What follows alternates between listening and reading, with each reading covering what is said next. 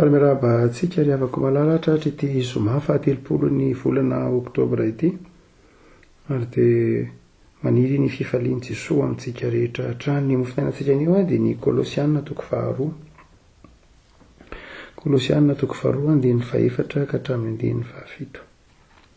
Izay perikopa tamin'ny alahady moa izy tiary nitoriana tato amin'ny fiangonana tamin'ny alahady teo inoko fa any anatin'ny Facebook sy ny YouTube any dia azonao arahana ny toriteny tamin'ny alahady teo. Kolosianina toko faharoa andininy fahaefatra ka hatramin'ny fahafito. Rehefa koa dia mbola mofinainantsika anio ihany izy dia evaky itsika anaran'i Jesosy.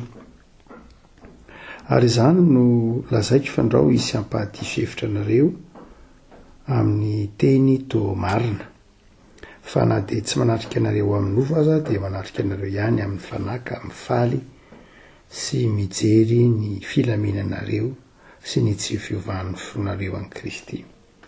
Koa tahaka ny nandraisanareo an'i Kristy Jesosy Tompo dia mandehana ao aminy arak'izany koa ka mamaka tsara sy miolona mafy ao aminy ary tafatoetra amin'ny finoana toy ny efa nampianaranareo ka mazoto amin'ny fisaorana.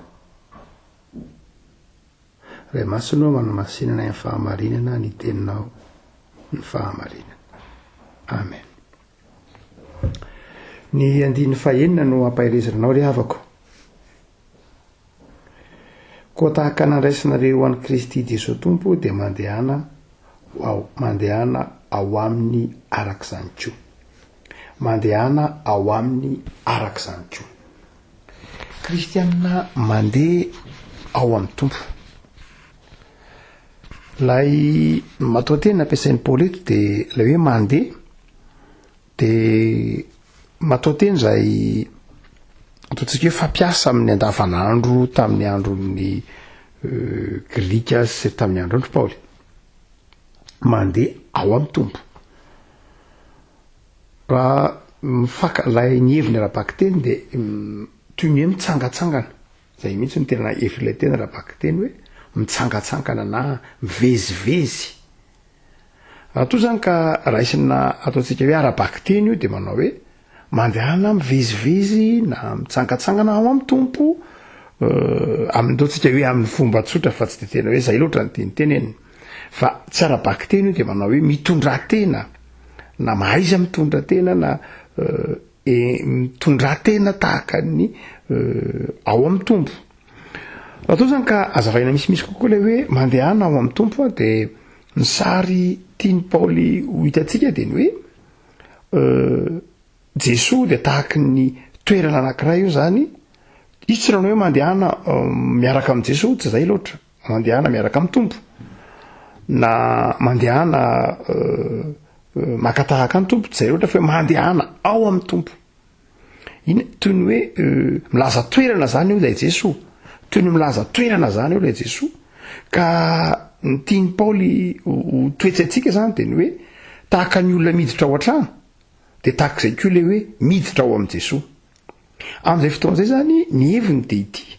Ny olona miditra ao amin'ny Jesosy zany, raha ohatra ka eo raha-baky teny io ny hoe mandehana makao amin'ny Jesosy dia tahaka ny hoe miditra manao an'i Jesosy ho fonenana. Inona ary ny dikan'io teny io? Raha nanafatra ho an'ny Kolosianina Paoly hoe mandehana ao amin'ny Tompo. Farafahakeliny dia reto zavatra telo reto no tokony ao an-tsaintsika ry havako malala. Ampahirezana anao ny hoe mandeha ao amin'ny Tompo dia izao milaza finoana zany izay voalohany indrindra aloha. Ilay finoana zany dia manjary asa ka manatona ny Tompo. Mety ho mahazatra antsika mantsy dia ny hoe ny Tompo no mitoetra atao anatintsika. Izay marina ara-baky teny fonenan'ny Tompo isika.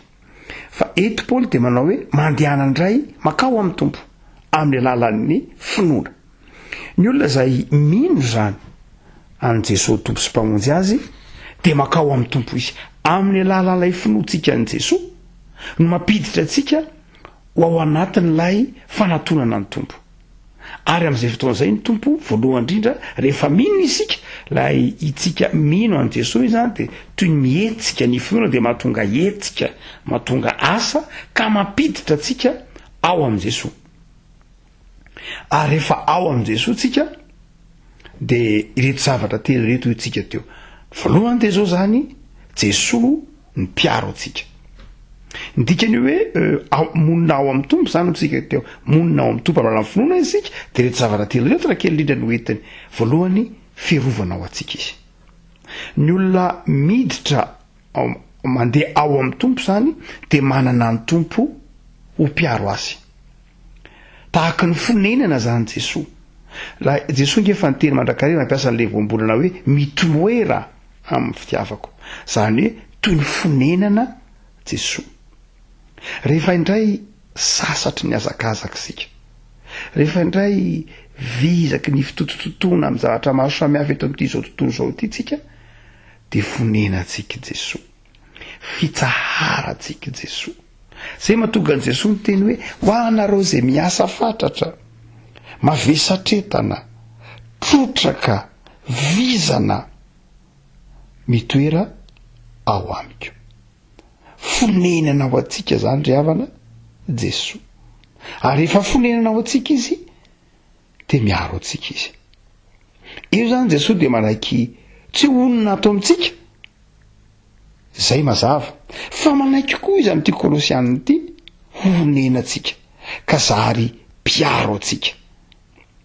Fialofako ianao ny boky ny Salamo. Davida de mampiasa ny teny mandrakariva hoe fonenako sy fialofako ianao, vatolampy fialofako, vatolampy fiereko. Ary zay ny dikan'ity teny ity rehefa malala manao hoe mandehana ao amin'ny tompo. De hoe mandehana fa vatolampy fiarovanao, fialofanao Andriamanitra.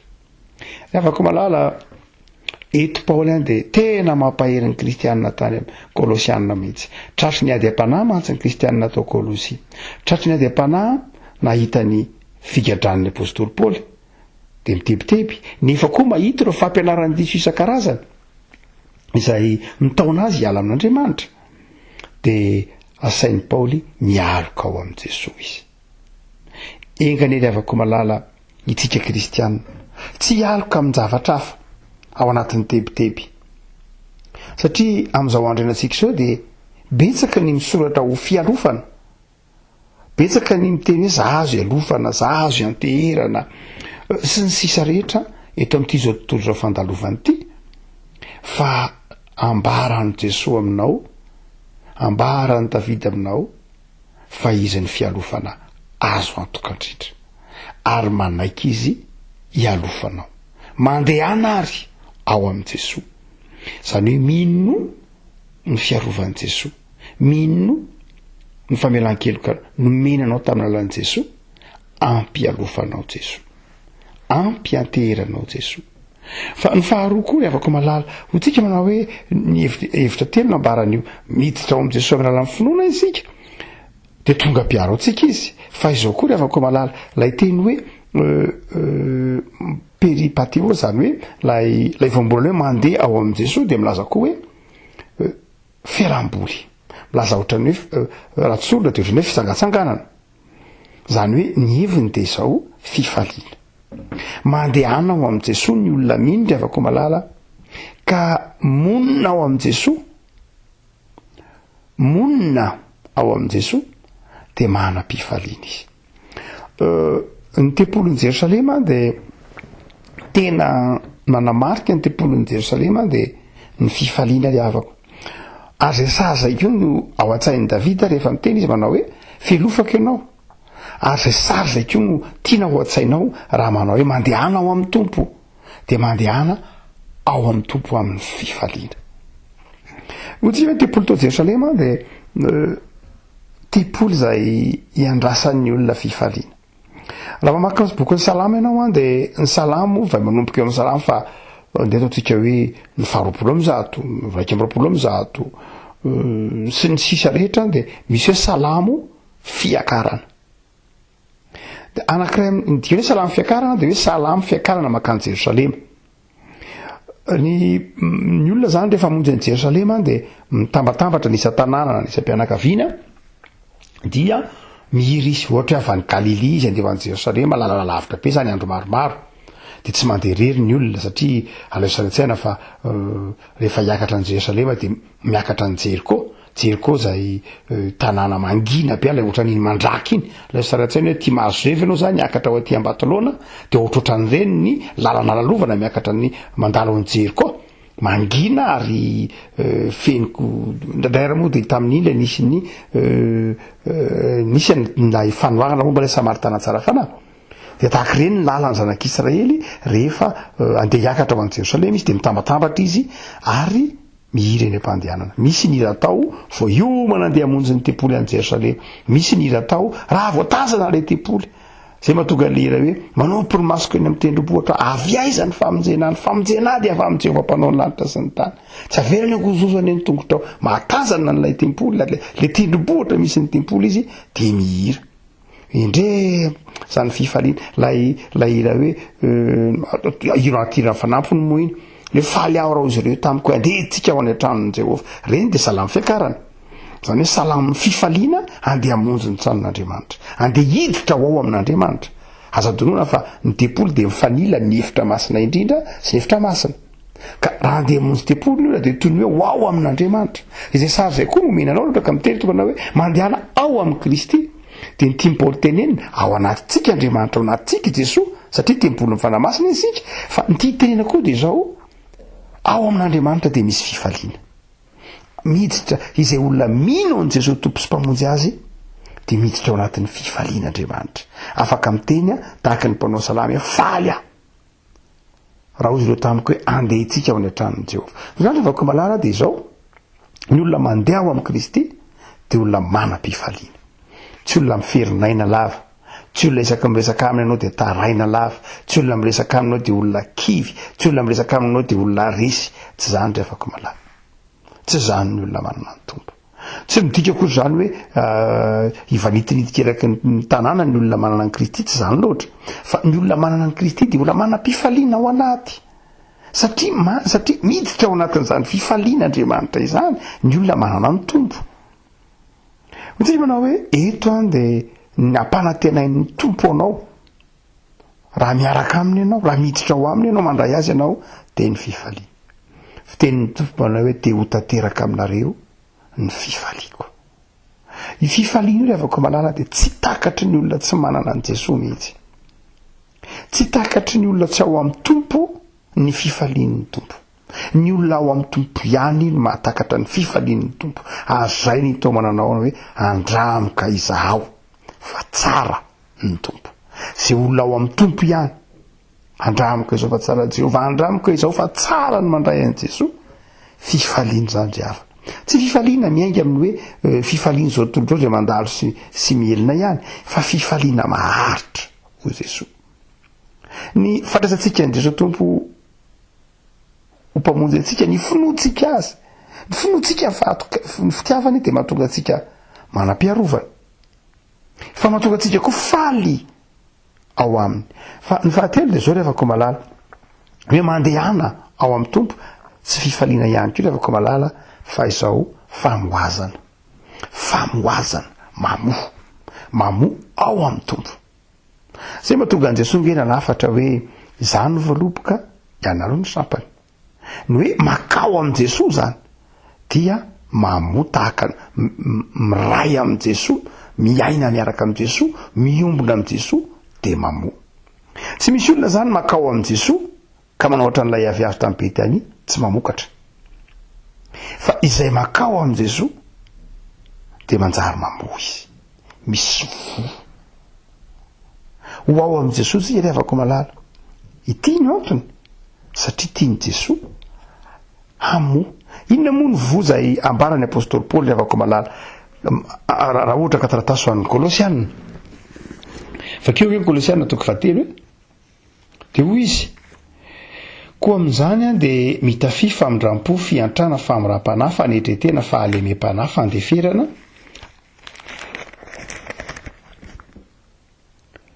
araka ny olona fidin'Andriamanitra ary aoka ambon'izany rehetra zany ny fitiavana misy vo fito raha makao amin'ny tompo isika de manovo reto vo reto mamoa ireto vo reto zany hoe ireto no hita eo aminao ao amin'ny tompo ianao de ireo no hitao aminao zany famindrampo hitao aminao zany hoe famindrampo hitao amin'ny fiainanao zany fiantrano manoloana ny fahantrano ny firenena ny anoanana ny atsimo ny olona daniny andro anatin'ny anoanana dia hitao aminao ny fahamorapanahy sy ny fahalemem-panahy dia tokony ho hita ao amin'ny kristianina ry havako malala satria ny kristianina masika satria ny kristianina tsy mahana fahalemem-panahy tsy mahana fahalemem-panahy amin'ny tenany izy dia tsy mahana fahalemem-panahy amin'ny hafa koa izy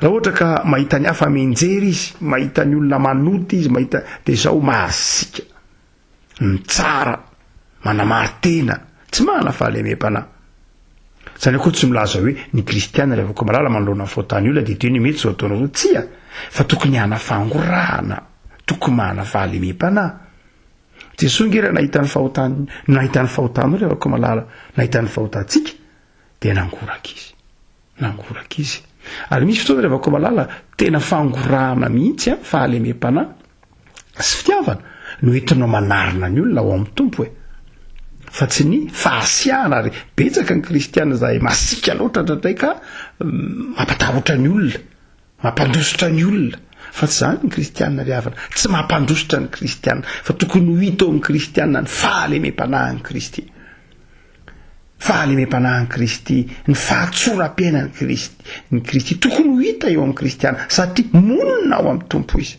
dia mamoza ny voza ary hoy izy manao hoe ny fandeferana lay fandeferan'i Jesosy jereo tsara nge fandeferan'ny tompo tao anatin'ny zava-trarotra ny fandeferany tamin'ny mpianatra ny fahakelezan'ny finoan'ny mpianatra nandefitra izy ny fitsaran'ny olona azy nandefitra izy tokony ho fiainany vohita eo amintsika zany rehefa makao amin'ny tompo isika miditra ao amin'ny tompo isika dia andrasana an'izany vo zany ho hita eo amin'ny tompo zany ny vo andrasana ary ny farandrizo manao hoe ny vo tokony ho hita koa dia ity ny fitiavana kristianina manam-pitiavana mamoa ao amin'ny tompo raha ohatra ka tsy miditra ao amin'ny tompo isika tsy fonenantsika Andriamanitra tsy monina ao amintsika Andriamanitra sady tsy fonenantsika Andriamanitra dia izao tsy manam-pitiavantsika tahaka an'izao tontolo izao tsy manam-pitiavana hitantsika ny fiarahamonina iny fa tsy manam-pitiavana ny olona ekizitina ny olona mora tesitra ny olona tsy tenena mpilandrimbona ny olona mpivarotra aza mivarotra dia tsy azonao hidimbarotra raha vao mba mitenany hoe maninona izy ty tsara daholo io mangy io tsara io matoa mety dia tsara ahoana moa tsy teneny olona mane ohatra misy tsy mety kely za mangy zany ohatra kizitina ny olona ary tsy mentsika tsiny izy avako malala dia zany koa tsy tokony amporitina aminy rehefa tsy tena za zako hoe findra-pividy fivarotra satria avako malala endrika anankiray izay hitantsika an'izany amin'ny andavanandrontsika dia tena mahita zany fahakizitinana izay mamaka ao amin'ny fiarahamonina noho ny tsy fahaben'ny fitiavana mety hitentsika fa manao hoe ankosa ny fahantrana ny mahatonga an'izany eny tokoa fa nahantra nge Jesosy koa izy ny teny manao hoe zanak'olona nga manana inona atasaky ny sekely ary tsy tany apaosin'i Jesosy tsy nanambola nge Jesosy matitoko fito-ambin'ny folo fa mbola niteny atasaky ny sekely ary tsy tany apaosiny fa mbola niteny tamin'ny Petera izy manao hoe mandalano Petera makatrondro dia mahita sekely eo anao dia ny atsasany anahy dia ny atsasany anao andoavantsika amin'ny rahalany etra Jesosy dia niteny manao hoe nampahatraina mihitsy niny fidy zany fahantrano zany izy mba ilazana aminao fa zao tsy ny fahantrano akory mahatonga ny olona tsy hana-pifaliana fa ny mahatonga ny olona tsy mana-pifaliana dia ny tsy finoany an'Andriamanitra soa be dehibe ngeny ao an-danitra fahasoavana be dehibe ny ao an-danitra soa tsy manam-paharoa soa tsy lano ny irantsika protestanta ao anatin'izany ny fifaliana fa nahoany tsika no tsy manova amin'izany soam-panantena an'Andriamanitra ao antsika zany dia ny fifaliana ny fiadanana satria tsy ekentsika mihitsy fa fonenantsika Andriamanitra fialofantsika Andriamanitra dia afaka malala mampahery anao ary amin'ny alana zany teny nambarany apôstôly Paoly zany manao hoe efa nandray an'i Jesosy angenareo zany hoe efa ao anatinareo izy fa ny tsy ampy aminareo dia izao mandehana ao amiko ao anatinareo izy zany hoe manaiky ampiasanareo izy zay ny dikany ao anatinareo manaiky aniraka anareo izy na dia tsy tanteraka azy isika dia manaiky ampiasa antsika Jesosy, manaiky aniraka antsika Jesosy, manaiky anao antsika ho vavolombelony Jesosy, fa mandehana ho aminy koa zany hoe maneke koa hamoa amin'ny anarany, maneke koa hialoka aminy, maneke koa hiankina aminy, maneke koa handray zay zavatra omeny anao. Tsy hoe izy ihany mampiasa anao, fa maneke koa handray izay zavatra omeny anao. Ivavaka sika. Tompo misaotra anao zahay fa manafatra anay ianao ny andehananay ao aminao Andriamanitra. Efa nanaiky honina tomponay ianao, efa nandray anao zahay Jesosy, de nandray anao tamin'ny alalan'ny finoana satria mpamonjy anay ianao, de aoka tompo ho fonenanay ianao.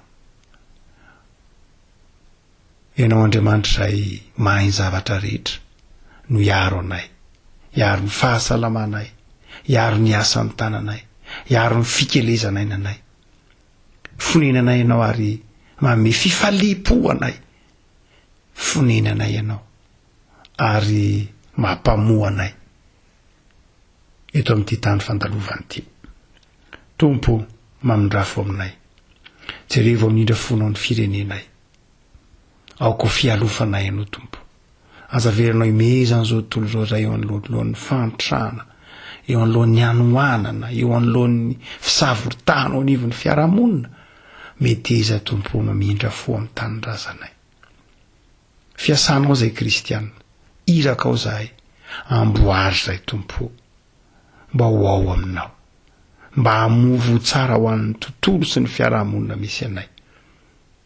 Esory ny fitiavatena ty anatinay, fatao amin'izay amo ao aminao. De jereo zay rin'ny kristianina tsirairay eo aminao Andriamanitra ankehitriny Tompo, zay rin'ny fonay aminao ka fantatrao fa mahasambatra, mahafaly anay Tompo, omeo anay fa mialoka aminao zahay, ifalianay aminao Andriamanitra. Misaotra Jesosy. Amen.